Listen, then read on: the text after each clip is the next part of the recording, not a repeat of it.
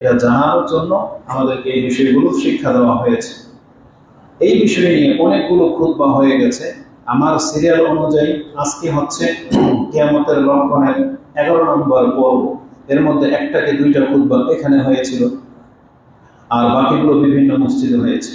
এ যাবৎ আমরা যেই পর্যায়ে পৌঁছেছি যে কিয়ামতের একটি আলামত হলো ফিতনা ছড়িয়ে পড়া, এবং এই ফিতনা ব্যাপক আকার ধারণ করবে।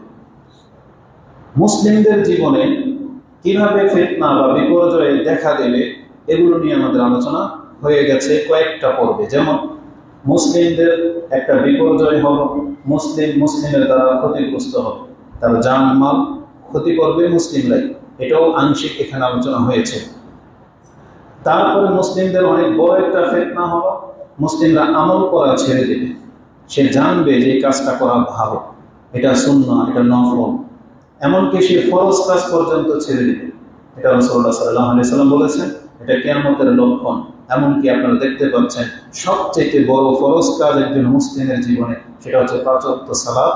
মুসলিমরা সেই 5 ওয়াক্ত সালাতই ছেড়ে দিয়েছে, আর নফল সুন্নতের কথা না হয় পরেই বলি। তো মুসলিমরা তাদের ইবাদত করা ছেড়ে দেবে, মানে কমে যাবে। এমনকি এর থেকেও বড় ফিতনা হলো মুসলিমরা তার ধর্ম থেকে মুখ ফিরিয়ে নেবে। মুসলিমরা তার ধর্ম থেকে মুখ ফিরিয়ে নেবে, এমনকি বিজাতির অনুকরণ করবে জীবনের বহু ক্ষেত্রে, বহু দিক।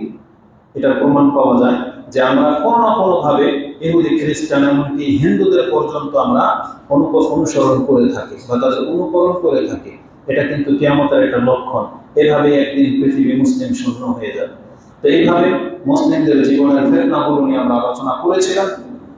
গত পর্বে আরেকটি আলামত নিয়ে আলোচনা করেছি চাষারা মসজিদে, সেটা হলো মুসলিমদের জীবনের একটা বড় ফিতনা হলো, বিপর্যয় হলো মুসলিমরা আমানতদারিতা নষ্ট করবে, খেয়ানতকারী হয়ে যাবে। মুসলিমদের যেটা গুণের মধ্যে পড়ে না, একটা মুসলিমের জীবনের চরিত্রগত যতগুলো ভালো বৈশিষ্ট্য আছে তার মধ্যে একটা হলো আমানতদারিতা রক্ষা করা, কিন্তু মুসলিমরা সেটাকেই নষ্ট করে দেবে, মুসলিমরা খেয়ানতকারী হয়ে যাবে। এটা হলো মুসলিমদের জীবনের অনেক বড় একটা ফিতনা। এবং এই মর্মে গত পর্বে অনেকগুলো কথা আলোচনা হয়ে গেছে। যেমনটি কোরআনে আল্লাহ আমাদেরকে সতর্ক সাবধান করে বলেছেন, ইয়া আইয়ুহাল্লাযীনা আমানু লা তাখুনুল্লাহা ওয়ার রাসূলা ওয়া তাখুনু আনফুসাকুম ওয়া তাখুনু আমানাতিকুম ওয়া আনতুম তা'লামুন। হে ঈমানদাররা, তোমরা আল্লাহ এবং তার রাসূলের সাথে খেয়ানত করো না। তাহলে আমরা আমানতের খেয়ানত সাধারণত বুঝি কেউ কাউকে ধার দিয়েছে, কেউ কাউকে কোনো কথা বলেছে, আমানত রেখেছে, আর সেটা খেয়ানত করবো। কিন্তু আল্লাহ শুরু করেছেন যে আল্লাহ এবং তার রাসূলের সাথে তোমরা খেয়ানত করো না। আর কথাটা বলা হয়েছে কাকে? মুসলিমদেরকে, যারা ঈমানদার। তাহলে ঈমানদাররা আল্লাহ এবং তার রাসূলের সাথে কিভাবে খেয়ানত করে? কারণ এটা বোঝা যাচ্ছে ধর্মীয় বিষয়। তার মানে আল্লাহ এবং তার রাসূলের সাথে খেয়ানত মানে হলো আল্লাহর প্রতি ঈমান আনা সত্ত্বেও আল্লাহ আমাদেরকে আমানত স্বরূপ যে ইসলাম দিয়েছিলেন, আমরা সেটা গ্রহণ তো করেছি যে আমরা আমানতের রক্ষা করব, কিন্তু আমরা ইসলামের 12টা বাজিয়ে দিয়েছি। আমরা ইসলামের 12টা বাজিয়ে দিয়েছি। আমরা আল্লাহর মর্যাদাকে খেয়াল রাখি না, বরং অনেক সময় চুরি বাটপারের ক্ষেত্রে, আমানতদারিতা নষ্ট করার ক্ষেত্রে আমরা আল্লাহকেই আগে পেশ করি। তার মানে বেশভূষায় আল্লাহওয়ালা, মুখে থাকবে আল্লাহর নাম, কসম করে বলবে যে আমি আমানতদার, আমি কি কোনোদিন খেয়ানত করতে পারি? তাই আল্লাহকে আগে ব্যবহার করবে এবং রাসূলুল্লাহ সাল্লাল্লাহু আলাইহি ওয়াসাল্লামের সুন্নাহর উপরে ভিত্তি করে বেশভূষায় সুন্নাহ এবং সবথেকে বড় বড় বলি ছাড়বে, এরাই আবার খেয়ানত করবে। এটা হচ্ছে একটা দিক। দ্বিতীয় দিক হচ্ছে রাসূল সাল্লাল্লাহু আলাইহি ওয়াসাল্লামের সুন্নাহ থেকে মুখ ফিরিয়ে নেওয়া, আল্লাহর একত্ব থেকে মুখ ফিরিয়ে নেওয়া এবং রাসূল সাল্লাল্লাহু আলাইহি ওয়াসাল্লামের সুন্নতের ক্ষেত্রে বিদআত সংমিশ্রিত হয়ে যাওয়া, এগুলো হচ্ছে আল্লাহ এবং তার রাসূলের খেয়ানত করা। এবং আল্লাহ এবং তার রাসূলের যে সুন্নাহ ছিল, যেমন ইসলামের দিকে দাওয়াত, সেটা কিন্তু আমরা ছেড়ে দিয়েছি। এবার বিভিন্নভাবে আমরা খেয়ানতে লিপ্ত। এবং তারপর আল্লাহ বলেছেন আমাদের ব্যক্তিগত একে অপরের সাথে আমরা যে খেয়ানতগুলো করি, আল্লাহ সেখানে বলে নাই যে তোমরা খেয়ানত করো না, বরং আল্লাহ ডাইরেক্ট বলেছেন ওয়া তাখুনু আমানাতিকুম ওয়া আনতুম তা'লামুন। আর তোমরা একে অপরের সাথে খেয়ানত করতেছো জেনে শুনে। প্রথমে বলেছেন তোমরা খেয়ানত করো না আল্লাহ এবং তার রাসূলের সাথে, আর দ্বিতীয়বার বলেছেন তোমরা জেনে শুনে একে অপরের সাথে খেয়ানত করতেছো। আমাদেরকে সতর্ক সাবধান করা হয়েছে। তো গত পর্বে বিস্তারিত এই সম্পর্কে আলোচনা হয়েছে, কিন্তু সময়ের অভাবে একটা হাদিস গত পর্বে আলোচনা করা হয়নি। স্মরণ রাখার মতো একটি হাদিস, আজকে যারা আমরা আমানতের খেয়ানত করি, আমাদের যে বদ চরিত্র হয়ে গেছে, আমরা হয়তো রাসূল সাল্লাল্লাহু আলাইহি ওয়াসাল্লামের হাদিসগুলোকে স্মরণ রাখতে পারি না। তাই আজকে স্মরণ রাখার মতো বললাম, ইমাম বুখারী রাহিমাহুল্লাহ তিনি তার কিতাবুল ঈমানের মধ্যে এই হাদিস এনেছেন যে মুনাফিকদের চরিত্র কি।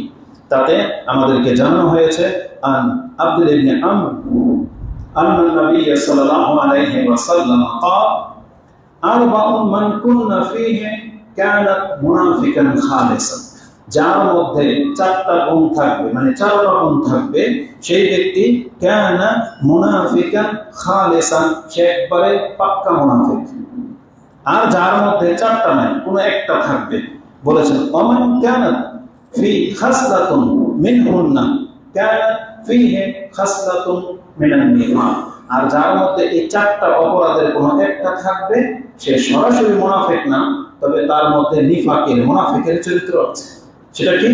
প্রথম গুণ রাসূল বলছেন হাত্তা ইয়াদাহা, মানে যতক্ষণ পর্যন্ত সেই চরিত্রগুলো ছেড়ে না দেবে ততক্ষণ পর্যন্ত সে মুনাফিকের একটা আলামত নিয়ে বেঁচে আছে, এটা তাকে বুঝতে হবে। সেটা হচ্ছে ওয়াইজা ইজা ও তুমিনা খান, প্রথম গুণ মুনাফিকদের, যে তার কাছে কোনো কিছু আমানত রাখলে সেটাকে খেয়ানত করে দেবে, রক্ষা করবে না। তাহলে এই গুণটি মুনাফিকদের গুণ। এক। দুই, ওয়াইজা হাদ্দাসা কাযাবা, যখন সে কথা বলে মিথ্যা বলে। ওয়াইজা ওয়াআদা ওয়াইজা আহাদা গাদারা, কারো সাথে যদি কোনো অঙ্গীকার করে তাহলে অঙ্গীকারকে সে বড় খেলাফ করে, ওয়াদাকে ওয়াদার খেলাফি করে। এবং ওয়াইজা খাসামা ফাজার, আর যদি কখনো ঝগড়া লেগে যায়, একে অপরের সাথে বাদ বিবাদ, তখন সে গালাগালি করে, মানে মুখে অকথ্য ভাষায় গালাগালি করে কিছু থেকে কিছু হলেই। তাহলে এগুলো হচ্ছে মুনাফিকদের চরিত্র, যার মধ্যে চারটা গুণ পরিপূর্ণ আছে, যে কথা বললে মিথ্যা বলে, কথায় কথায় গালি দেয়, আর আমানতের খেয়ানত করে, আর ওয়াদা করলে ওয়াদার খেলাফি করে। তাহলে সেই ব্যক্তি নিঃসন্দেহে মুনাফিক, এটা রাসূলুল্লাহ বলেছেন। আর যার মধ্যে চারটার কোনো একটা থাকবে, তার মধ্যে মুনাফিকের লক্ষণ রয়েছে।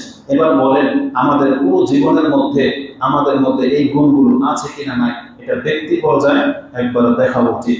আমরা যাদের সাথে চলাফেরা করি তারা সবাই সবার সম্পর্কে ভালোই জানি যে আমাদের কার মধ্যে কতটা ত্রুটি আছে। তবে আমরা আল্লাহর কাছে দোয়া করি, আল্লাহ তুমি এই চরিত্রগুলো থেকে আমাদেরকে মুক্ত করে দাও, আমাদেরকে তওবা করে তোমার পথে ফিরে আসার তৌফিক দান করো। তাহলে এটা ছিল আমানতদারিতা নষ্ট করা, এটা হচ্ছে মুসলিমদের জীবনের অনেক বড় একটা ফিতনা। আর রাসূল বলেছেন এটা যখন অহরহ ঘটবে, জেনে নিও কিয়ামত আর বেশি দিন বাকি নেই। কারণ রাসূল বলেছেন ইযা দুইয়াতিল আমানাতু ফান্তাজিরিস সাআ, যখন তোমরা দেখবে যে আমানতের খেয়ানত করা হচ্ছে, তখন তোমরা বুঝে নিবা যে খুব শীঘ্রই কিয়ামত হয়ে যাবে। তাহলে এটা ছিল গত পর্বে আমরা আলোচনা করে ফেলেছি। আজকে মুসলিমদের জীবনের উপরে আরেকটি বড় বিপর্যয় ফিতনা, সেটা উল্লেখ করব। আর সেটা হচ্ছে সম্পদের ফিতনা, অর্থের ফিতনা। আর পৃথিবীতে রাসূল সাল্লাল্লাহু আলাইহি ওয়াসাল্লাম বলেছেন কিয়ামতের একটি লক্ষণ হলো সম্পদকে প্রসার করে ঘুরিয়ে দেওয়া হবে, মানে বিস্তার লাভ করবে। কি পরিমাণ বিস্তার লাভ করবে এই সম্পর্কে একটু ইঙ্গিত আজকে খুতবায় দেওয়ার চেষ্টা করব ইনশাআল্লাহ। কিতাবগুলোর মধ্যে থেকে একটা পর্ব করা হয়েছে মিন আলামাতিস সাআতিস সুগরা কাসরাল মা, কিয়ামতের আলামতগুলোর ছোট একটি আলামত হলো সম্পদ বেড়ে যাওয়া, বৃদ্ধি হওয়া।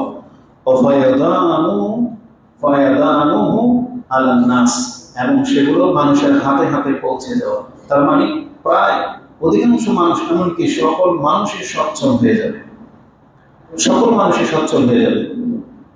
ইঙ্গিত যদিও পৃথিবীতে এখন আমরা ত্রাণ দিতে যাওয়ার গত একদিন আগে যখন গিয়েছিলাম বন্যা কবলিত এলাকাগুলোতে, এখনো বাংলার জমিনের অর্ধশত মানে অর্ধ হয়তো পরিবার আছে যারা একেবারে নিঃস্ব, যাদের জীবন দেখলে আপনি বুঝতে পারবেন যে তারা কতটা অসহায়। আর আমরা অনেকটা ভালো আছি, যারা নারায়ণগঞ্জ, ঢাকা বা শহরগুলোর মধ্যে আছি, আমরা যে কত নিয়ামতের মাঝে আছি ওগুলো না দেখলে আপনি বুঝতে পারবেন না। এখনো বন্যা হয়ে গেছে 1 মাস আগে, এখনো ওখান থেকে পানি সরে এমন জায়গা আছে, তারা পানির উপরে আছে।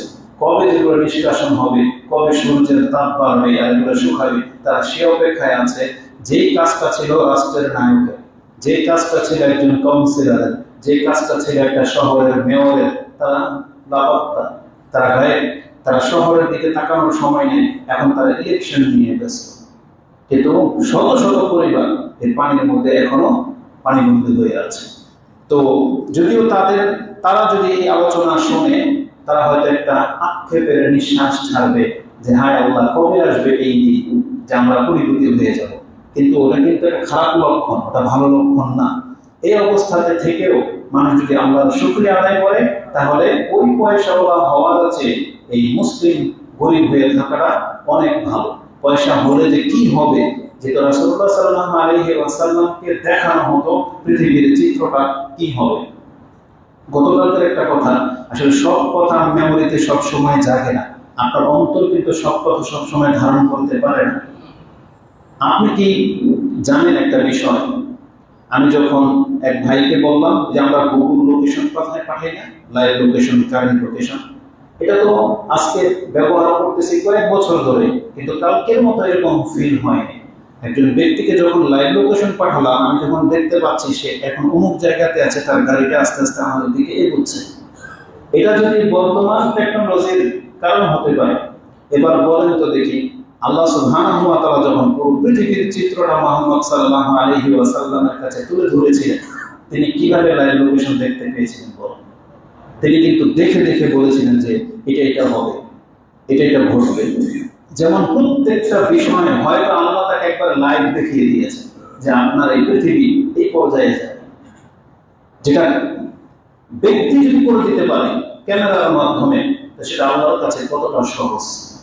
তাই জন্য রাসূল সাল্লাল্লাহু আলাইহি ভবিষ্যৎবাণীগুলো অন্তর দিয়ে নিতে হবে যে রাসূল বলেছে মানে বলেছে, আর এটাই হবে, আমাকে এটা গ্রহণ করা উচিত। তাইলে হয়তো আমি আর আপনি ইমানের উপরে টিকে থাকতে পারবো। তো রাসূলুল্লাহ সাল্লাল্লাহু আলাইহি ওয়াসাল্লাম আমাদেরকে এই সম্পর্কে যে সংবাদ দিয়েছেন তার একটি হলো, আন আবি হুরায়রা আন্না রাসূলুল্লাহ সাল্লাল্লাহু আলাইহি ওয়াসাল্লাম লা তাকুমুস সাআ হাত্তা ইয়াকসুরাল মা ওয়া ইয়াফি। রাসূল বলেছেন ততদিন পর্যন্ত পৃথিবী কিয়ামত হবে না যতদিন পর্যন্ত না পৃথিবীকে মালামাল করে দেওয়া হবে, ওয়াফি, এবং এটা প্রসার লাভ করবে, প্রত্যেক ব্যক্তিকে আল্লাহ সুবহানাহু ওয়া তাআলা সচ্ছল করে দিবেন, একটা সময় পৃথিবীতে ঘটবে। আমরা যারা বলবো হয়তো আমরা অভাবী, কিন্তু আমি একটা জিনিস লক্ষ্য করে দেখেছি, এমন একটা সময়ে ঘটে আমাদের তেমন কোনো ইনকাম নেই, আমরা যেমন কোটিপতি তাও না, কিন্তু কিছুদিন আগে একটা ঘটনা ঘটেছে।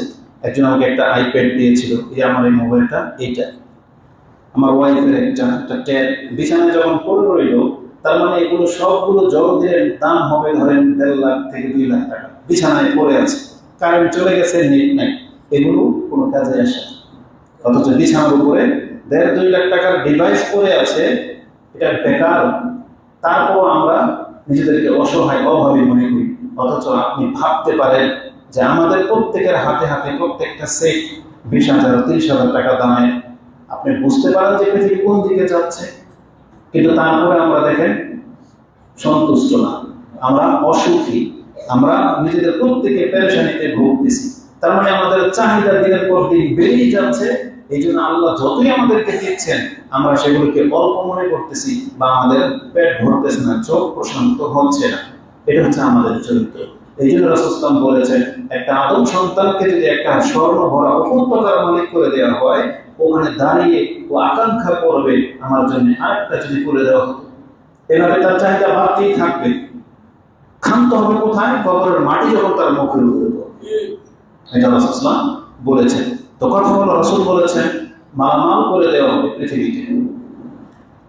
যতদিন না সম্পদ বিস্তার লাভ না করবে ততদিন পর্যন্ত কিয়ামত হবে না। এবং আপনার চোখের সামনে দেখতে পাচ্ছেন মানুষ কিভাবে দিন দিন পয়সাওয়ালা হয়ে যাচ্ছে। রাসূলুল্লাহ সাল্লাল্লাহু আলাইহি ওয়াসাল্লাম তিনি একটা এক্সাম্পল দিয়েছেন এই সম্পদ কতটা বিস্তার লাভ করবে। রাসূল বলেছেন, হাত্তা ইয়াখরুজা রাজুলু বিযাকাতি মালিহি ফালা ইয়াজিদু আহাদান ইয়াকবালুহা মিনহু।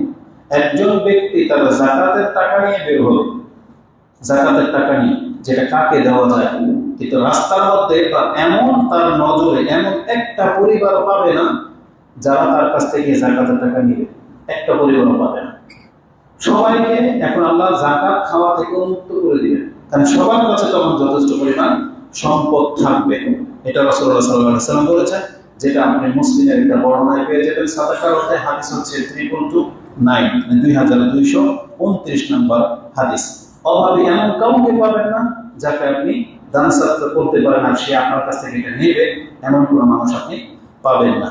অপর আরেক বর্ণনায় রাসূলুল্লাহ সাল্লাল্লাহু আলাইহি ওয়াসাল্লাম আমাদেরকে সতর্ক করেছেন এবং উৎসাহ দিয়ে একটা কথা বলেছেন এইভাবে, যে হাদিসটি হারিস ইবনে ওয়াহব তিনি বর্ণনা করেছেন যে সামিয়াতু নবী সাল্লাল্লাহু আলাইহি ওয়াসাল্লাম ইয়াকুল তাসাদ্দাকু, তোমরা দান সাদকা করতে থাকো। তাসাদ্দাকু ফাইন্নাহু ইয়াতি আলাইকুম জামান, খুব শীঘ্রই তোমাদের উপরে এমন একটা যুগ এসে আপতিত হবে, তোমরা এমন একটা যুগে গিয়ে পৌঁছবে, জামান ইয়ামশি আর-রাজুলু বিসাদাকাতিহি, সে তার সাদাকা নিয়ে ঘুরে বেড়াবে, ফালা ইয়াজিদু মা ইয়াকবালুহা, তার কাছ থেকে সেই সাদাকা কেউ চাইবে, হাত পাতবে তো দূরের কথা, আপনি দিবেনও সে বলবে নিবে না, নিবে না, এমন একজনকেও সে পাবে না। বরং যেই ব্যক্তিকে আপনি সাদাকা দেওয়ার জন্য যাবেন সে কি বলবে শুনেন, ইয়াকুলু রাজুল লাউ জিতা বিহা বিল আমস লাকাবিলতুহা, তুমি যদি গতকালকে আসতে তাহলে আমি এটা নিয়ে নিতাম।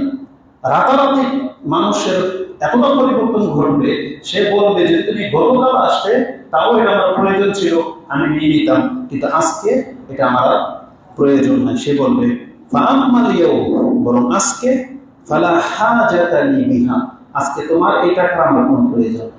তার মানে আল্লাহ সুবহানাহু ওয়া তাআলা ব্যক্তিকে রাত দিন যত যাবে ততই এতটা বিপ্লব ঘটবে যে কেউ আর অভাবী থাকবে না। এটি ইমাম বুখারী রাহিমাহুল্লাহ তিনি তার কিতাবুস সাদাকা অধ্যায় এনেছেন 1411, মুসলিমে হাদিসটি সাদাকার অধ্যায় রয়েছে 2227, ওটা ছিল 2229, এটা হচ্ছে 2227। এই হাদিস থেকে দুইটা জিনিস আমি আপনাকে নজরআন্দাজ করতে চাচ্ছি। এখানে দুইটা জিনিস স্পষ্ট। একটা প্রমাণ হয় যে সবাইকে আল্লাহ সুবহানাহু ওয়া তাআলা সচ্ছল করে দিবেন, সবাই ধনী হবে বা পয়সাওয়ালা হবে, কেউ কারো মুখাপেক্ষী হবে না। আরেকটা বিষয় হলো, কেউ যদি ঋণী থাকেন বা কেউ যদি কারো টাকা নিয়ে থাকেন, আপনি যদি কারো কাছ থেকে ধার নিয়ে থাকেন বা কারো আমানত যদি আপনার কাছে থেকে থাকে, অথবা কেউ এসে আপনার কাছে যদি আজকে হাত পেতে থাকে, তাহলে আজকেই সেটা দিয়ে দেন।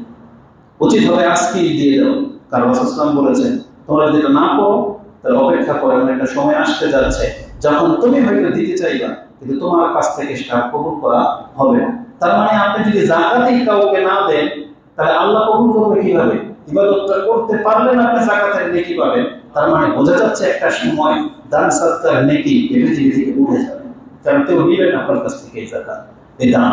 অতএব যারা সচ্ছল আছে আমাদের উচিত আজকে অভাবীদের দিকে খেয়াল রাখা, আজকে তাদেরকে দান সাদকা করে দিয়ে সেই নেকিগুলো লুফে নেওয়া, এটা আমাদের উচিত। কারণ রাসূল সাল্লাল্লাহু আলাইহি ওয়াসাল্লামের ভবিষ্যৎবাণী খুব শীঘ্রই কিন্তু ঘটতে যাচ্ছে, আর এটা পৃথিবীর ইতিহাস সাক্ষী যে পৃথিবীর রূপরেখা যেই দিকে যাচ্ছে বোঝা যাচ্ছে সেই ছোঁয়া ইনশাআল্লাহ খুব শীঘ্রই বাংলার জমিনেও পড়বে।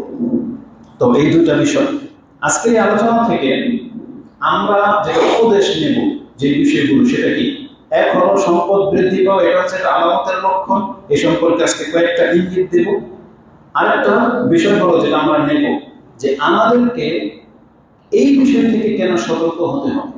সম্পদ বেড়ে গেলে এটা তো ভালো জিনিস, যারা ভালো সৎ লোক তারা তো এটাকে মানে অনেক ভালো মনে করে নিচ্ছেন। কিভাবে আপনি চট করে আপনার মাথায় চলে আসবে আমার টাকা থাকলে তো আমি প্রত্যেক বছর গিয়ে হজ করতাম, আমার টাকা থাকলে তো আমি উমরা করতাম, আমার টাকা থাকলে তো আমি বছরে বছরে কুরবানি করতাম, আমার টাকা থাকলে একলা একটা মসজিদ পরিচালনা করতাম। যারা সৎ তাদের অন্তরে যে চিন্তাগুলো অটোমেটিকলি জেগে যায়, কিন্তু যারা অসৎ তারা তো ভিন্ন কিছু ভেবে রেখেছে। আর যারা সৎ, আপনার এই সৎ চিন্তা কিন্তু টাকা পয়সা পেলে আবার ঘুরেও যেতে পারে। আল্লাহ সুবহানাহু ওয়া তাআলা এই জন্য সম্পদকে ফিতনা বলেছেন, মানে এটা পরীক্ষিত। আল্লাহ যদি আমাদের প্রত্যেকের অন্তরের খবর না জানতেন তাহলে হয়তো আমাদেরকে টাকা পয়সা দিয়ে পরীক্ষা করেই দিতেন। কিন্তু জেনে নেন যারা হকের উপরে আছেন, আপনি যদি অভাবী থেকে থাকেন তাহলে জেনে নেন আল্লাহ আপনাকে পরীক্ষায় ফেলতে চান না। আর এই মর্মে আমাদের বক্তব্য হয়ে গেছে। আল্লাহ বলেছেন আমি যাকে ভালোবাসি তাকে আমি সম্পদ দিই না, বরং তাকে আমি জ্ঞান দিই, আর সম্পদ আমি যাকে তাকে দিই। এই জন্য আল্লাহর কাছ থেকে ওইটা আশা করবেন না যেটা আল্লাহ আপনাকে আমাকে দিতে চাচ্ছে না, বা যেটা আপনার আমার জন্য অকল্যাণকর হতে পারে। এই জন্য আপনি শুধু আপনার প্রয়োজনটা চাইবেন, আল্লাহ যতটা প্রয়োজন মনে করবে ততটা পুরো করে দিন। এটা হওয়া উচিত। এই দুইটা বিষয় হবে আজকের খুতবা থেকে শিক্ষা নেওয়ার।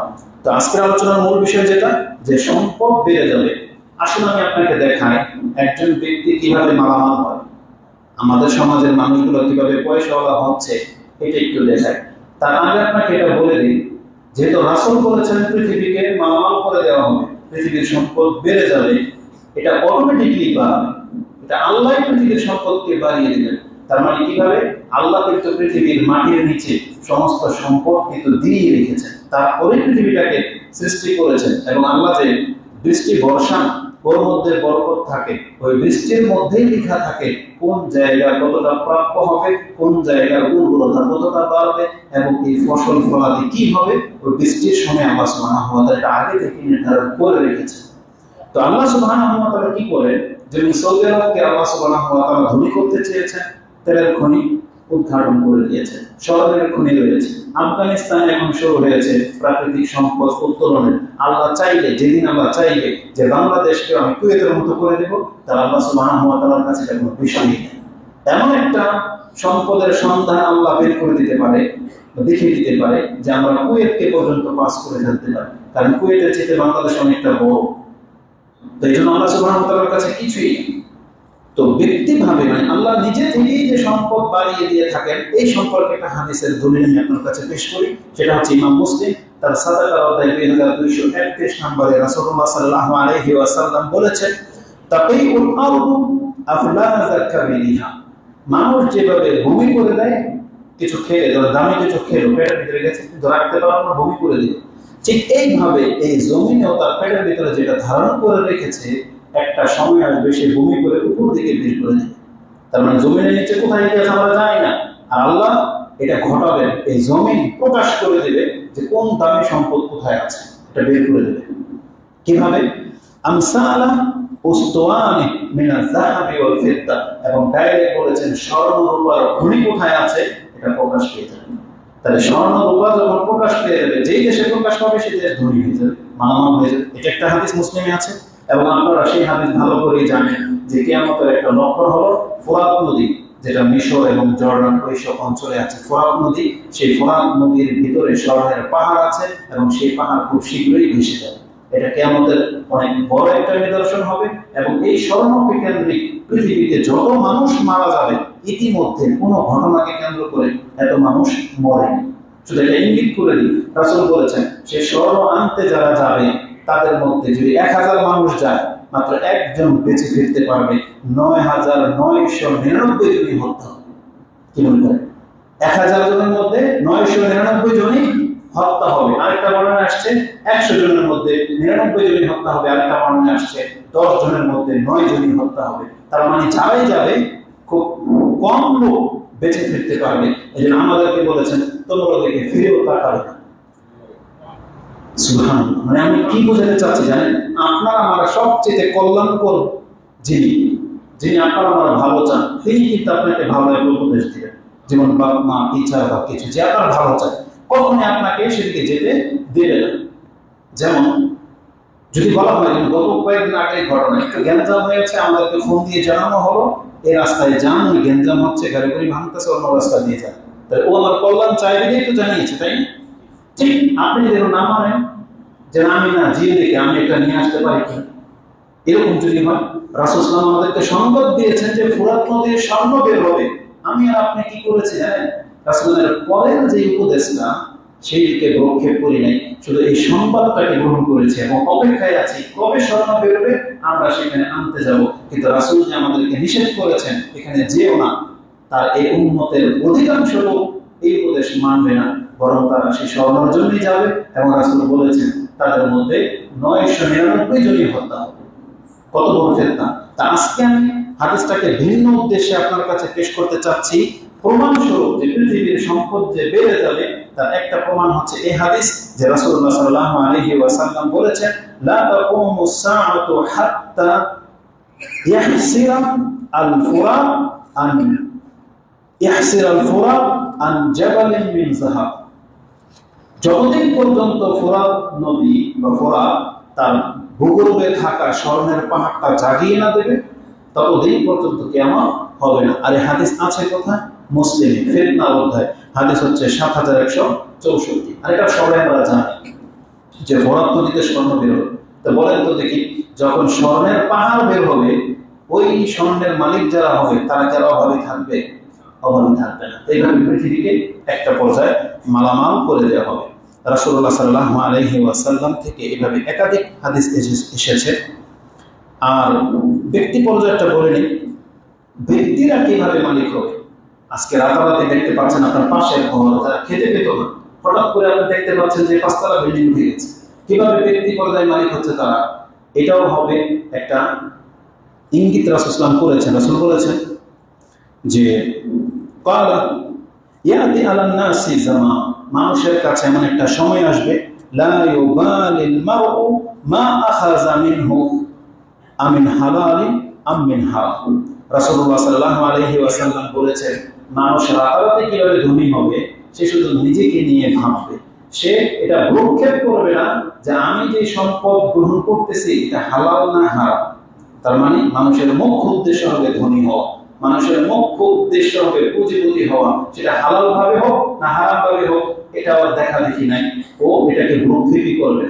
আর যদি এটা আমাদের দেশের ব্যক্তি পর্যায়ে এবং রাষ্ট্রীয় পর্যায়ে যদি ফিট করে দিই হাদিস, তাহলে আপনি দেখতে পাবেন যারা সমাজের কাউন্সিলর, যারা মাতাব্বর হয়, চেয়ারম্যান মেম্বার হয়, হলেই কেন পয়সাওয়ালা হয়ে যায়? কেন হয়ে যায়? তার মানে এগুলো হচ্ছে পয়সাওয়ালা হওয়ার খনি। কারণ মেম্বার হতে পারবে, চেয়ারম্যান হতে পারবে, সে ভূমিদস্যু হয়ে যায়। অনেক কাজ নাকি তার হাতে, অনেক টেন্ডার নাকি পায়। মানে কি? কে দেয় তাকে এই টেন্ডার? কে তাকে বিচারক বানালো? তার মানে সে বিচারক হয়ে যায়, বিচারক হয়ে যায়, সে টেন্ডারবাজি দখল করে নেয়, বিভিন্ন স্পোর্টগুলোকে তার আন্ডারে নিয়ে নেয়, সেখান থেকে নাকি টাকা আসে। আচ্ছা, গাড়ির স্ট্যান্ড থেকে টাকা কেন আসবে? এটাও কি একটা টাকার খাত? এটাও কি হইতে পারে কোনো টাকা পড়ে আছে? না। তাহলে আপনি যে গাড়ির স্ট্যান্ড থেকে মালামাল হয়ে যাচ্ছেন, এগুলো সব হচ্ছে জুলুম। কারণ একটা অটোওয়ালা থেকে যদি আপনি 10 টাকা নেন, তাহলে আপনি তার উপরে 10 টাকার জুলুম করবেন। আপনার কাছে শত গাড়ির টাকা জমে প্রতিদিন, হয়তো আমরা যেটা শুনলাম মদনপুর স্টাইল নাকি প্রতিদিন কয়েক লাখ টাকা নাকি চাঁদা ওঠে। বুঝেন কিসের চাঁদা? এগুলো আপনি মুসলিমদের কাছ থেকে জুলুম করে টাকা নিচ্ছেন। যারা এর মধ্যে অংশ নিল, এই প্রত্যেকটাই হারামখোর। রাসূল বলেছেন সে প্রত্যেকে গ্রহণ করবে, সেটাকে গণনায় নেবে না যেটা হালাল না হারাম।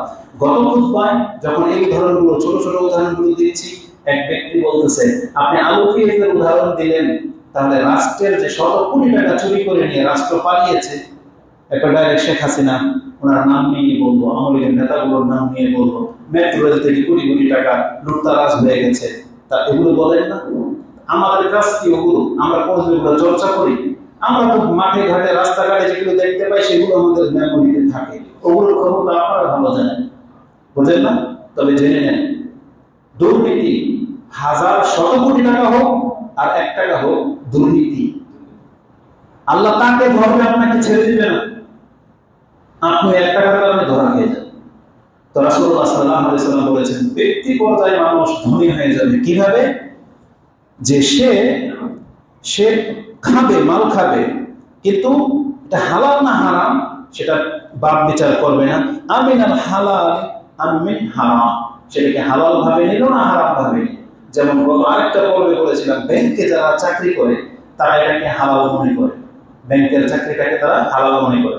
এবং আমি অবাক হয়ে গেছি, ব্যাংকের এক ম্যানেজার, ঊর্ধ্ব কর্মকর্তা, সে তার ফেসবুকে স্ট্যাটাসের মধ্যে এত চমৎকার করে একটা ঘটনা লিখেছে, সে আমাদের প্রত্যেককে হারাম করে বানিয়ে দিয়েছে। ভাই আমরা সবাই হারাম করব, না হলে ব্যাংকে চাকরি করা হারাম। মানে লেখাটা এমন লিখেছে, দুইটা একটা, যদি বলেন হারাম তাহলে আপনারা হারাম করুন, আর যদি বলেন না এমন যদি হয় তাহলে হারাম। এইভাবে তার মানে হারামকে হালাল করার যত রকমের পায়তারা আছে, এগুলো তারা ট্রেনিং নেয়, শিখে, তারা এক্সাম্পল দিয়ে শিখে। তবে হালাল কোনোদিন হারাম হবে না, হারাম কোনোদিন হালাল হয়ে যাবে না, এটা জেনে নেন। তো রাসূল সাল্লাল্লাহু আলাইহি ওয়াসাল্লাম বলেছেন ব্যক্তিরা হারাম খাওয়ার মাধ্যমে ধনী হয়ে যাবে। আরেকটা বর্ণনা নিয়ে নেন, যে হাদিসটাতে আছে যে সাদাকা নিয়ে ঘুরবেন আর আপনি কাউকে পাবেন না। এবং পরবর্তী আরেকটা হাদিস কি বলেছিলাম, যে মাটির নিচে যে কি আছে স্বর্ণ এগুলো বের করে দিবে মাটি। ওই হাদিসে রাসূল কি বলেছেন জানেন? ফায়াজিউ আল কাতিল ফায়াকুল ফি হাযা কাতালতু, একজন খুনি সে স্বর্ণ সেই সম্পদ করে থাকবে এবং সে কোনো না কোনো ভাবে পেয়ে যাবে। সে রাস্তায় কেউ ফেলে রাখছে না, পড়ে আছে, ওটা বলা হয়নি, কিন্তু থাকবে, সে তার সামনে পাবে। যেই সম্পদের জন্য সে একজন মানুষকে হত্যা করেছে, যে সম্পদের জন্য সে রক্তের সম্পর্ককে ছিন্ন করেছে, যেই সম্পদের জন্য কেউ চুরি করেছে, ধরাকে হাত কেটেছে, তাদের প্রত্যেকের ঘটনা এখানে আছে। তার মানে মানুষ সম্পদের জন্য হত্যা করে, সম্পদের জন্য ভাই ভাইয়ের সম্পর্ক নষ্ট হয়ে যায়, সম্পদের জন্যই মানুষ চুরি ডাকাতি করে, এইভাবে মানুষ রাতারাতি ধনী হয়ে যাচ্ছে। এই হাদিসের মধ্যে একটা নুকতা হলো, সম্পদ এতটা বেড়ে যাবে সেই দিন খুনিও যে সম্পদের কারণে কাউকে হত্যা করতো, ডাকাতি করতো। এই যে গত 2 দিন আগের ঘটনা, ত্রাণ দিয়ে যখন আসলাম আমাদের এক ভাইকে মদনপুরে ছেড়েছে রাত 1টায় 2টায়, সুবহানাল্লাহ, আমি ওর মেসেজ পেলাম 4:30টায়, ও রাতের 2টা বা 1টা থেকে 4:30টা পর্যন্ত মদনপুর ইসলামী বসা একটা অটোওয়ালাও তাকে নতুনতলা পর্যন্ত নিয়ে আসে। কেন? ডাকাতের ভয়। ডাকাতের ভয়ে যদি 2024 সাল কিয়ামত হয়ে যাবে আর কিছুদিন পরে, এখন পর্যন্ত যদি বাংলার মুসলিম সে ডাকাতের ভয়ে ঘর থেকে বের হতে না পারে, রাস্তায় চলতে না পারে, তাহলে আমরা জাহেলিয়াত থেকে মুক্ত হলাম পরে। অথচ রাসূলুল্লাহ সাল্লাল্লাহু আলাইহি ওয়াসাল্লাম আজ থেকে ১,৫০০ বছর আগে আরব দেশকে স্বাধীন করে রেখে গেছেন। ১,৫০০ বছর পর্যন্ত তারা নিরাপত্তার সাথে চলাফেরা করতেছে। ইসলাম তাদেরকে কতটা সম্মান দিয়েছে, আর আপনি বলছেন আপনি মুসলিম, অথচ মদনগঞ্জ থেকে মদনপুর পর্যন্ত একটা মাত্র রাস্তা, একজন ব্যক্তির মাথা ব্যথা কেন নাই যে ওদেরকে ধরতে পারবে, সবগুলোকে ছুরিতে চড়ানো হবে? কেন করা হয় না? এটা খুব ইমিডিয়েটলি এটা সিদ্ধান্ত নিতে হবে। এই রাস্তার মধ্যে যারা বসবাস করে এটা নিরাপত্তা রাস্তা হিসেবে ঘোষণা করতে হবে, যাদেরকে পাওয়া যাবে একটাকে আস্থা ছাড়া যাবে না। আর এই পদক্ষেপ আপনাদেরকে নিতে হবে। আপনারা ভাববেন না যে রাস্তা আমরা ব্যবহার করি না, এটা ভাববেন না আপনারা, এটা আমাদের রাস্তা। এই মদনপুর পর্যন্ত যারা বসবাস করে তাদের উচিত হবে এই এলাকার নাম নিলে যেন সে নিঃশ্বাস নিতে পারে প্রশান্তির সাথে। আতঙ্ক কেন থাকবে? বিষয়টা আপনি হালকা ভাবে কেন নিচ্ছেন যে একজন ব্যক্তি অটোওয়ালা দেখা যায় তার এখানে পোস্ট দিয়ে দেওয়া হয়েছে, বলছে তাই 2 দিন আগের ঘটনা। তো এই ব্যক্তি কষ্ট করে খায়, অটো চালায়, কয় টাকা ইনকাম করে, আর আপনি তার টাকা নিতে হবে মানে? আর আপনি বলতেছেন আপনি মুসলিম, আপনাকে সব বোঝাবি, আপনি নাকি বৈষম্য হবে আন্দোলনের পক্ষে, নাকি আপনি বলে জানেন সরকারকে উৎখাত করেছিলেন, আর একটা টাকাকে উৎখাত করতে পারেন না। আবার আমরা বললে বলেন আমরা নাকি এর বিরোধী করে দেখান। এগুলো কাদের কাজ? আপনাদের কাজ। এটা আপনাদের কাজ, যারা নেতাগিরি করেন এটা আপনাদের কাজ। আমরা কেন মাঠে নামবো? দুঃখ এর চেয়ে মানসিক জীবন আছে এই বন্দোবস্তের জন্য, যে এখন পর্যন্ত ঢাকা থেকে নাকি রাস্তায় এগুলো ব্রাহ্মণবাড়িয়া ও চিপাচাপায় জঙ্গল জঙ্গলে হতে পারে। শহরগুলো যেগুলো হয় সিটি কর্পোরেশন হয়ে গেছে, সেখানেও ঢাকা থাকবে। ওগুলো তো আপনি মুসলিম, এগুলো কি মেনে নেওয়ার মতো? আর কিভাবে দেখাবো আমরা কতটা মানসিকের মধ্যে আমরা আছি? আল্লাহ জাতিকে হেদায়েত করুন এবং আমাদেরকে আল্লাহ সুবহানাহু ওয়া তাআলা শক্তিশালী করুন। তো রাসূলুল্লাহ সাল্লাল্লাহু আলাইহি ওয়াসাল্লাম বলেছেন, যারা অন্যটা মেরে খেত এই সম্পদ তার সামনে পড়ে থাকবে, খুনি বলবে হায় তোর কারণে আমি একজনকে হত্যা করেছি, আজকে আমি খুনি। সম্পদ মানে যারা নিজের আত্মীয়তার সম্পর্ক ছিন্ন করেছে তারা বলবে কোটি কোটি টাকার নিচে ঘুমিয়ে থাকবে, তখন ওরা আশেপাশে কেউ নাই, তখন বলবে সম্পদের জন্য আমি আমার ভাই, আমি আমার বাপ মা, আমার বোনদের সাথে সম্পর্ক নষ্ট করেছি। কিন্তু কোনো উপায় থাকবে না।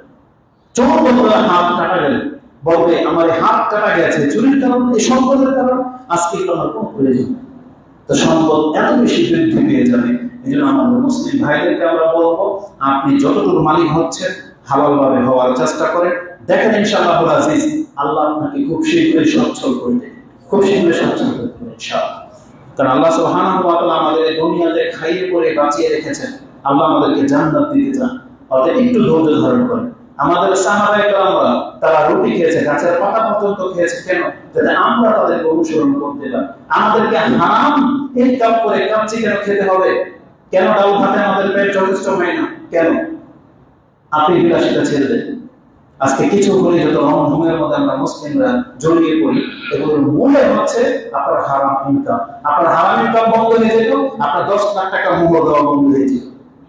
কিন্তু আপনি হারাম ভাবে ইনকাম করেন তো, যেন আপনার কাছে টাকাই মনে হয়। কিছু হলে আপনাকে দামি দামি সেট লাগে, 1.5 লাখ টাকা দিয়ে একজন ব্যক্তি ওই যে 25 আলট্রা কিনেন কেন? কি কাজ এগুলো? আপনার সব বছরই আপনাকে মোবাইল চেঞ্জ করতে হবে? আপনি হালাল ভাবে ইনকাম করে তারপরে কিনে দেখেন তো, তখন বুঝতে পারবেন যে সম্পদের কি মূল্য। যেন মুসলিমদেরকে এইভাবে লাগামহীন হয়ে যাওয়া উচিত নয়, বরং রাসূলুল্লাহ সাল্লাল্লাহু আলাইহি ওয়াসাল্লাম আমাদেরকে কঠোরভাবে নিষেধ করেছে। তো এই হাদিসটি ইমাম মুসলিম কোট করেছে 2231 নম্বরে রয়েছে। সময় যেহেতু খুব দ্রুত পার হয়ে চলে যাচ্ছে, এখানে আরেকটি নোকটা বলে দিই।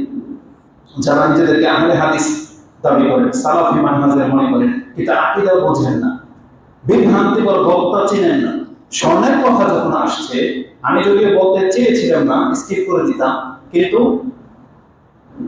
বিভ্রান্তি থেকে উঠে আসা এটা জরুরি। আমাদের একজন ভাই, একজন বক্তা কিছুদিন আগে বক্তব্য করেছিল, পেট্রোলোলা, যা তার বক্তব্যের ভাষায় বলতেছে যে টাকা পয়সা, কাগজের টাকা এগুলো জায়েজ নাই, এগুলো ইহুদি নাসারারা আমাদের উপরে চাপিয়ে দিয়েছে, আর স্বর্ণ সব পদের ব্যাংকে রিজার্ভ করে নিয়েছে, একটা পর্যায়ে আমাদেরকে দেউলিয়া করে দেবে। এর থিওরিটা তো চমৎকার, কিন্তু আমি একটা জিনিস তখনই আমার মাথায় আসছে, আল্লাহ সুবহানাহু ওয়া তাআলা কোনদিন এই জাতির আলেমদের সাথে এমন করবেন না যে আমাদের আলেম বিচক্ষণ যারা, তারা কেউ এই বিষয়টাকে মাথায় নেয়নি, আর এই বক্তা শুধু জেনে গেল, এটা হইতে পারে না। কারণ আরব দেশের অনেক বড় বিজ্ঞ আলেমরা এখন পর্যন্ত বেঁচে আছে, এবং তারা খুব সূক্ষ্ম জিনিসগুলোকে ফাইন্ড আউট করে, খুব সূক্ষ্মভাবে বিচার বিশ্লেষণ করে। নাহলে আমেরিকার মতো সুপ্রিম পাওয়ার সৌদি আরবের নিয়ে কথা বলতে চিন্তা ভাবনা করে কথা বলে কেন? কারণ তাদের মতো বিচক্ষণ লোক আছে। তারা যখন কাগজের টাকাকে সাপোর্ট করতেছে, নিয়েছে, তার মানে এটা আপনার জন্য হারাম কিছু না। আর আমেরিকার এত বড় ক্ষমতা হয়নি যে পুরো মুসলিমটাকে ধোঁকা দিয়ে সমস্ত সম্পদ কুক্ষিগত করে রেখে দিলে, বরং আমাদের কাছে হাদিসের জবাব আছে। এই স্বর্ণ আমেরিকা রিজার্ভ করে রাখুন না, একদিন ওদেরকে পুরো সমুদ্রে ফেলে দিতে হবে। কেন ফেলে দিতে হবে? কারণ আল্লাহ সুবহানাহু ওয়া তাআলা মুসলিমদের জন্য স্বর্ণের পাহাড়কে বের করে দিয়েছেন। আর প্রত্যেকটা হাদিসের মধ্যে স্বর্ণের কথাই আছে যে স্বর্ণ রাস্তাঘাটে পড়ে থাকবে, নেওয়ার মতো কেউ থাকবে না। আপনি আমেরিকাকে বলেন কত পারে স্বর্ণ রিজার্ভ করুন, একদিনে ঘটনা ঘটবে পেঁয়াজের মতো, আলুর মতো। যেভাবে অসাধু ব্যবসায়ীরা পেঁয়াজকে রিজার্ভ করে রেখে দেয়, একটা পর্যায়ে ব্যস্ত মানুষ পৌঁছে ঠিক তাই হবে। ওদের সমুদ্রের নিচে যে স্বর্ণের গোডাউন আছে, আজকে তো লাখ টাকা ভরিতে পৌঁছে দিয়েছে। এমন একটা সময় আসবে কোন মুসলিম ওদের কাছ থেকে 1000 টাকা দিয়ে স্বর্ণ ভরি কিনবে না, ইনশাআল্লাহ কিনবে না। তাই জন্য ধোঁকা খেয়ে যায়। মুসলিমদের মধ্যে এখনো বিচক্ষণ আলেমরা আছে, এই জন্য বাক্যুল ব্যক্তিদের কথায় আপনি ধোঁকা খেয়েছেন না। অবশ্যই সালাফি আলেমরা আমাদেরকে সব বিষয়ে সতর্ক সাবধান করেন। আর এই বিষয়টা যদি এতটাই গোলাপে হতো যে পুরো মুসলিম বিশ্বটাকে ওরা ধোঁকা দিয়ে টাকা ধরিয়ে দিয়েছে, স্বর্ণ নিয়ে চলে গেছে, আপনি বিভ্রান্তিতে করেন না, এই বিভ্রান্তিতে করেন না। এটা ছিল একটা ছোট্ট একটি নোট। আল্লাহ সুবহানাহু ওয়া তাআলা বলেছেন যে এই জমিনের মধ্যে সম্পদ বৃদ্ধি করে দেওয়া হবে। এবং আমি আমার মূল মেসেজ যেটা সতর্কবাণী, সেটা আমি আপনাকে তুলে দিই। তবে আরেকটা নোট বলে দিই, সম্পদ আমার কিভাবে বেড়ে যাবে, কতটা বেড়ে যাবে, তার আরেকটি নোকতা নিয়ে নেন। ওই হাদিস শুনেছেন না যে রাসূলুল্লাহ সাল্লাল্লাহু আলাইহি ওয়াসাল্লামকে জিজ্ঞাসা করা হয়েছিল ঈমান কি, ইসলাম কি, ইহসান কি, এবং বলা হয়েছিল কিয়ামত কবে হবে। হাদিসে জিবরিল, যেটা বুখারীতে 50 নম্বরে পেয়ে যাবেন। সেই হাদিসে রাসূলুল্লাহ সাল্লাল্লাহু আলাইহি ওয়াসাল্লাম বলেছিলেন কিয়ামত কবে হবে এটা তোমরা কিভাবে বুঝবা? যখন তোমরা দেখবা ওয়া ইযা কানা খুফাতুল উরা রুউসান নাস, যখন দেখবে ওই ব্যক্তিদেরকে যাদের গায়ে একটা সময় পোশাক ছিল, যাদের পায়ের জুতা থাকতো না, তারা যখন দেখবে পৃথিবীর ধনী ব্যক্তিদের মধ্যে লিস্টে তাদের নাম সমস্ত মানুষের ঊর্ধ্বে, তখন বুঝে নিও কিয়ামত খুব কাছে চলে আসছে। তার মানে যারা একেবারে নিঃস্ব ছিল, তারাই পৃথিবীর মধ্যে সবচেয়ে ধনী ব্যক্তি রূপান্তরিত হয়ে যাবে। এটা রাসূল সাল্লাল্লাহু আলাইহি ওয়াসাল্লাম ইঙ্গিত করেছিলেন, যেটা আপনি বুখারী এবং মুসলিমে পেয়ে যাবেন। বুখারীতে হাদিসটি তাফসীরে সূরা লুকমানের শেষ আয়াতের তাফসীরে পাবেন। হাদিস হচ্ছে 4777, এবং মুসলিমে হাদিসটি 5 নম্বরে রয়েছে। এবং এটার ব্যাখ্যা কি, যে তারা মানুষের মাথার তাজ হয়ে যাবে এবং উপর হয়ে যাবে, সেটার ব্যাখ্যা রাসূল বলেছেন ওয়াইজা তাতাওয়ালা রুআতুল বাইর রুআতুল ইবিল, যখন তোমরা দেখবে উটের রাখাল যারা উট পালতো, তারা তাও মানে উঁচু উঁচু মানে বিল্ডিং বানাবে, মানে গর্ব করবে আর কি করবে, এবং কে কত বড় বিল্ডিং বানাতে পারে, কত দামি, কত কি দিয়ে আটটালিকা বানাতে পারে, এই প্রতিযোগিতা যখন শুরু হয়ে যাবে তখন তোমরা বিশ্ববাসী বুঝে নিও পৃথিবীর খুব নিকট চলে আসছে। আজকে আরব দেশগুলোর কথা তুলনা করে এখানে উটের রাখাল, উটের পালক বলতে আরবদেরকে বোঝানো হয়েছে। আরব জাজিরাতুল আরব বা আরব পুরা জাজিরাত স্টেটটাকে নিয়ে নেয়, আরব গালফটাকে নিয়ে নেয়। তারা একটা সময় বকরি বলতো, এই উটেই বলতো। আজকে পৃথিবীর সবচেয়ে দামি উঁচু বিল্ডিং তাদের ভূখণ্ডের মধ্যে রয়েছে।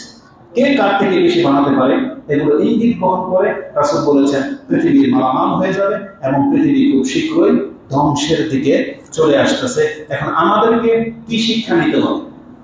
এই উপদেশ ছিল মূল, কিন্তু অনেক লম্বা হয়ে গেছে আজকের আলোচনা। যদি সবগুলো বলতে চাই অনেক বিলম্ব হয়ে যাবে। ইনশাআল্লাহ নেক্সট খুতবায় আমরা সেটা আলোচনা করব। শুধু এখানে আপনাদেরকে একটি ইঙ্গিত দিয়ে দিই, আল্লাহ সুবহানাহু ওয়া তাআলা আমাদেরকে সতর্ক সাবধান করে দিয়েছে যে দেখো এই সম্পদ হচ্ছে ফিতনা। তোমরা ওই উঁচু বিল্ডিং এর দিকে তাকায়ও না, ওটা তাকালে তুমি শান্তি পাবে না। এই ফিতনা তোমাকে ছেড়ে যাবে, তুমিও ঠিক এই টাকা পয়সার মালিক হওয়ার জন্য হালাল হারাম ভুলে যাবে, তুমি এর মধ্যে পতিত হয়ে যাবে। এটা আমাদেরকে আল্লাহ সুবহানাহু ওয়া তাআলা সতর্ক সাবধান করেছেন। ইন্নামা আমওয়ালুকুম ওয়া আওলাদুকুম ফিতনা ওয়াল্লাহু ইনদাহু আজরুন আযীম। আর আল্লাহ শেষে বলে দিয়েছেন তোমার রবের কাছেই মহা পুরস্কার তোমার জন্য রাখা আছে। অতএব তুমি সম্পদের ফিতনায় পড়ো না। এটা রাসূলুল্লাহ সাল্লাল্লাহু আলাইহি সাল্লামকে আল্লাহ আমাদেরকে কোরআনের মাধ্যমে জানিয়েছে। রাসূলুল্লাহ সাল্লাল্লাহু আলাইহি ওয়াসাল্লাম বলেন, কেন আজকের এই বিষয়টা আপনাকে জানতে হবে যে সম্পদের মালিক হওয়া তো ভালো জিনিস, এটা ফিতনা কি? রাসূল বলেছেন প্রত্যেকটা জাতির বিপর্যয়ের কোন না কোনো কারণ থাকে। রাসূল বলেছেন আমার উম্মতের বিপর্যয়ের একটা কারণ হলো, বা সবচেয়ে মুখ্য কারণ হলো সম্পদ। বিগত সব জাতিকে আল্লাহ সুবহানাহু ওয়া তাআলা কিছু না কিছুকে দিয়ে পরীক্ষা করেছেন, ওদেরকে ধ্বংস করা। যেমন শুআয়ব আলাইহিস সালামের জাতিকে ওই একটা উট দিয়ে পরীক্ষা করা হয়েছে। সেই উটকে কেন্দ্র করে এদের সবগুলো কিন্তু হালাক করে দেওয়া হয়েছে। ফেরাউনকেও রাজত্ব দিয়ে পরীক্ষা করা হয়েছে। তেমনি প্রত্যেকটা জাতিকে ধ্বংস করার কিছু না কিছু সাবাব আল্লাহ তাদেরকে রেখেছিল। তো এই উম্মতে মুহাম্মদী ধ্বংস হয়ে যাওয়ার কি আছে? রাসূল বলেছেন ইন্না লিকুল্লি উম্মাতিন ফিতান, প্রত্যেকটা জাতির পরীক্ষিত কিছু বিষয় থাকে।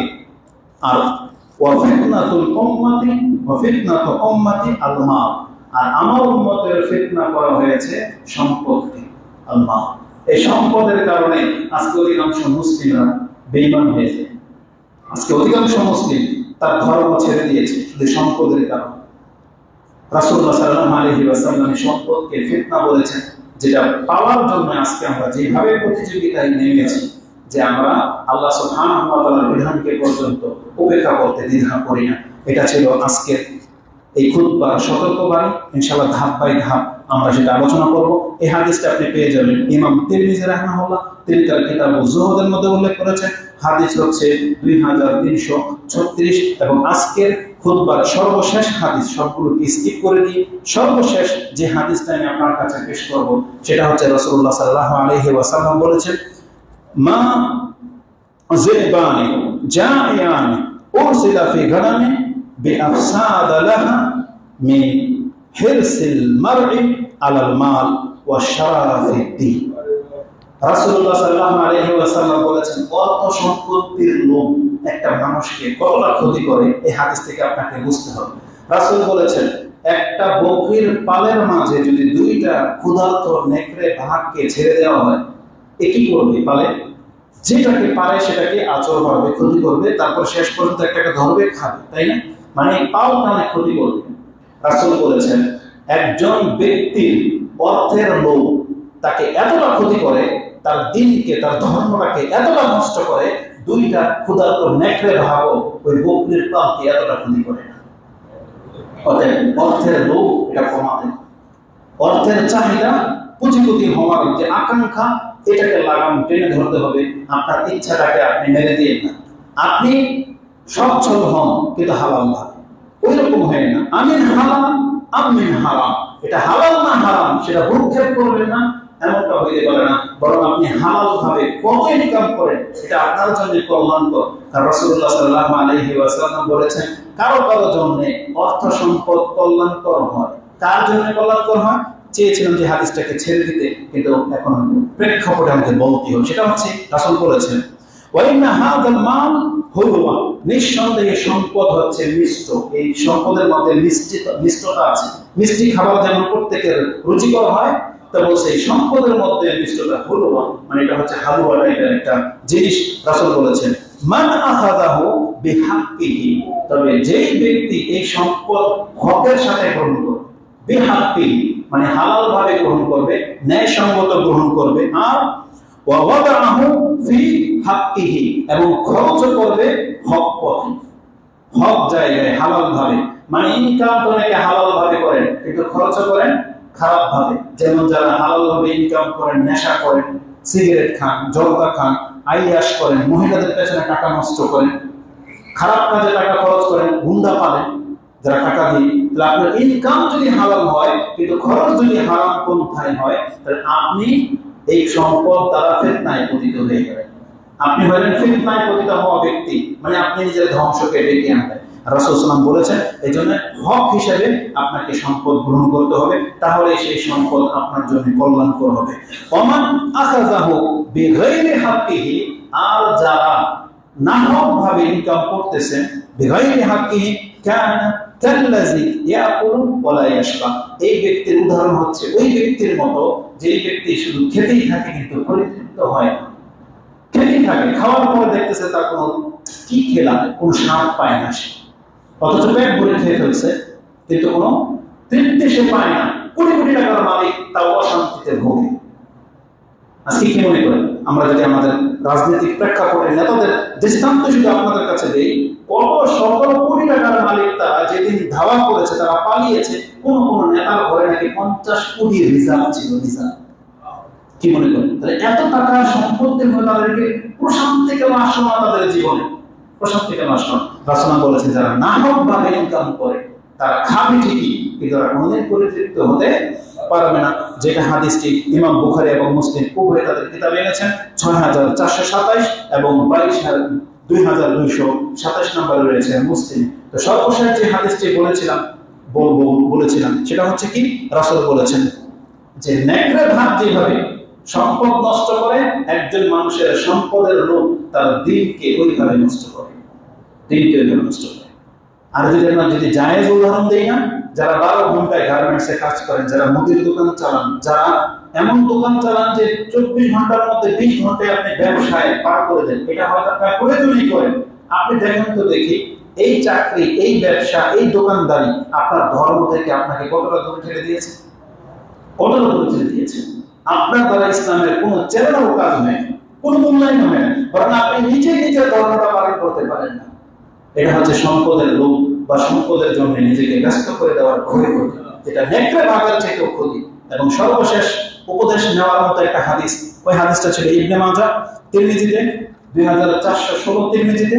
এখন সর্বশেষ যে হাদিসটি দিয়ে পুরোটা শেষ করে দিব, যেহেতু অনেকে দাঁড়িয়ে আছেন, সেটা হচ্ছে এই, রাসূল সাল্লাল্লাহু আলাইহি ওয়াসাল্লাম বলেছেন, ইন্না আউওয়ালা মা ইউনতিনু মিনাল ইনসান, কবরের মধ্যে, বডির মধ্যে একটা মানুষের সবচাইতে প্রথম যেই জিনিসটা ক্ষতি হয়, যেই জিনিসটা নষ্ট হবে, সেটা হচ্ছে মানুষের পেট। রাসূল বলেছেন, কবরের মধ্যে যখন মানুষের বডি পচতে থাকে বা কিছু, সর্বপ্রথম ফাটবে তার পেট, বাস্ট হয়ে ফেটে যাবে কবরের ভিতর। তাই রাসূলুল্লাহ সাল্লাল্লাহু আলাইহি ওয়াসাল্লাম উপদেশ দিয়েছেন। কেন এই কথাটা বলেছেন? কারণ এই পেটের জন্যই তো আজকে আমাদের এত কিছু, হালাল হারাম বুঝি না, পেটের জন্য না। এই যে রাসূল বলেছেন, এই পেটটাই আগে ফুটবে কবর। অতএব তুমি চিন্তা করে দেখো যে তুমি কার জন্য এত কিছু করলা।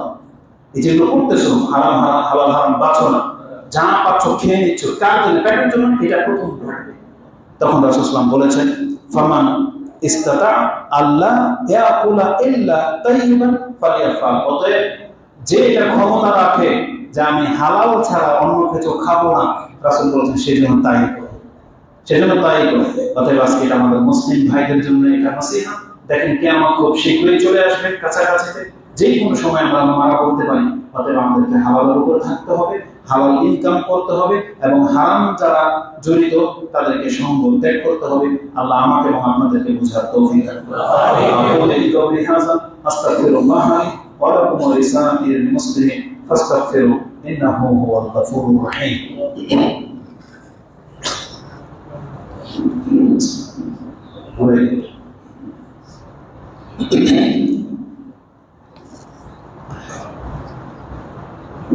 এটা বন্ধ করে দিন।